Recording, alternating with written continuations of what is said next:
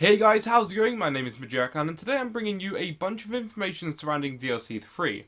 I'm going to do my best to cover everything we know about DLC 3 so far, and I'll also try and explain on how the community actually knows certain bits of this information. Okay, so to start off from fresh, we know that DLC 3 will be set in Russia, specifically Stalingrad, which is now called Volgograd. We knew this was a strong possibility all the way back to when scraps of paper from Shadows of Evil were discovered and put together. In the corners are the coordinates to the Giant, Austria, the island of Pompeii, and finally Stalingrad, Russia. As time went on, the Eisendrache was released, and then even after Zetsubou No Shima was released, we had realised that these coordinates have some truth to them, and we are almost 100% sure that because of this, Stalingrad, Russia will be next. The other clue that we've had for a while now is that once we figured out for DLC 3 that it would be Nikolai's turn to sacrifice himself, Nikolai's map would be a Russian setting. It would just make sense as Nikolai is a classic Russian, especially his 1.0 version, which is the version we should be killing in the ending cutscene for DLC 3, unless something changes that. But Nikolai 1.0 is a classic drunk, vodka-drinking Russian, so we could assume that we'll be meeting him in Russia to do Richthofen's plan. Okay, so we know where it's set, we know that it's Nikolai's map, so we know the purpose of going there, and we know what the Easter egg ending will provide for us. Let's quickly talk about the dragons we are getting in some form or another. So in the Eisendrache we had 3 dragon heads, and we also saw dragon eggs in the boss battle room, but we had no backstory to them. Once Zetsubou No Shima came out, we were given so much more information about the dragons due to the ciphers in the map and the Anywhere But Here room, so we now know that Division 9 were creating these dragons. We know this because of the Project D cipher that when deciphered reads, Division 9 Project D, update to Group 935.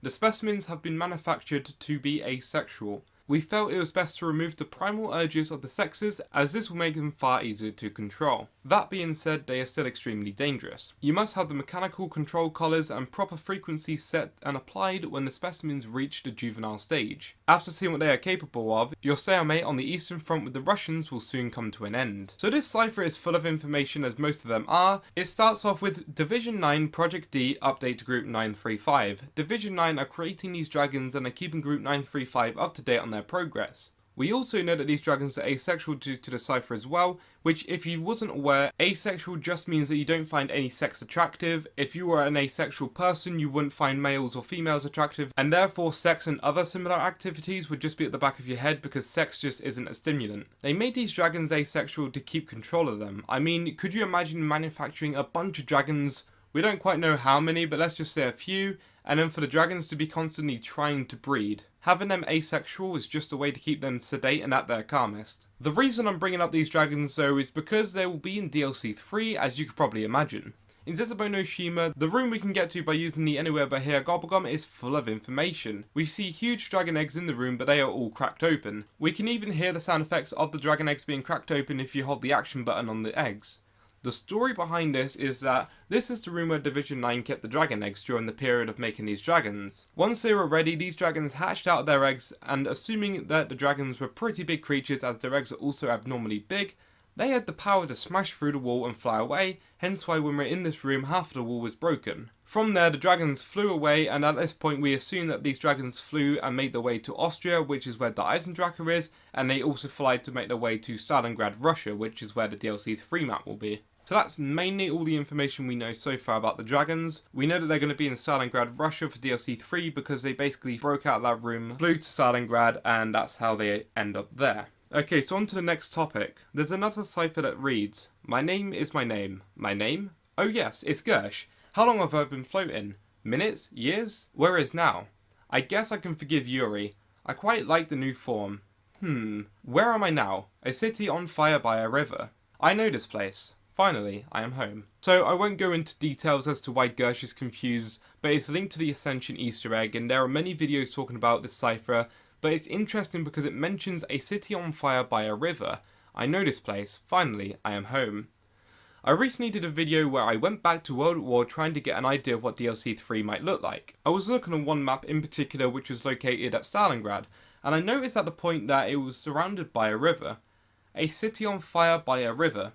The city on fire is probably going to be caused by the dragons breathing fire, as we see them breathing fire into Eisendrache as we feed them. I know this place. Finally, I am home.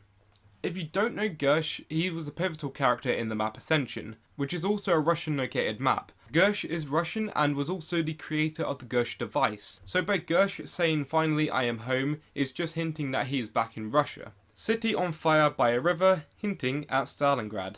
This confirmed yet again the location, but also it might be telling us that we'll be seeing Gersh again, which would be great to see because that means we might be getting the Gersh device back or even getting a Gersh device 2.0. I want to finish off this video with something that isn't quite confirmed but is more of a theory but not quite. The community are hoping to see Reznov in DLC 3. If you don't know who Reznov is, then he was a Russian character in the World at War campaign, and I think he was also in the Black Ops 1 campaign as well. There was even a World at War mission called Vendetta where you were actually playing alongside Reznov in Stalingrad. We got the following cipher in Zetsubou No Shima, which is the reason the whole Reznov thing has come to light. The cipher reads, "Comrade, I hope these schematics reach you in time so our scientists can make use of them. For I know the Western Front is on the brink of collapse. These schematics I have stolen from Group 935 will enable us to construct our own wonder weapons which will help us turn the tide of the war and give us victory over the German pigs. I fear, however, I will not live to see this. V."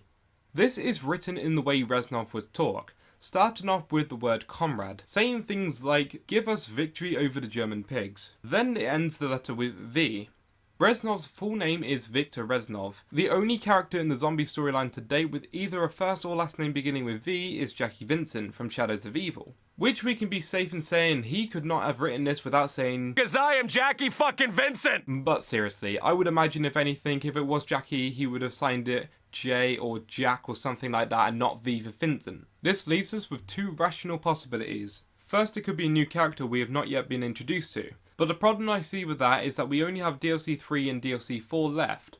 Do Treyarch really want to give us any more characters to make the storyline even more convoluted? So far in the Black Ops 3 storyline they haven't given us too many new characters because they want to focus on the backstory of a lot more characters that we've seen from games like World at War and Black Ops 1 and Black Ops 2. So that leaves us with the only reasonable explanation with Viktor Reznov. As far as I'm aware, that covers everything we know so far about DLC 3, all backed up with proof from ciphers or other little hints that Treyarch have been given us. So with that being said, I do hope that you've enjoyed this video. If you have, then please make sure to leave a like rating, subscribe for more zombies content, and as always, I'll see you next time. Peace out.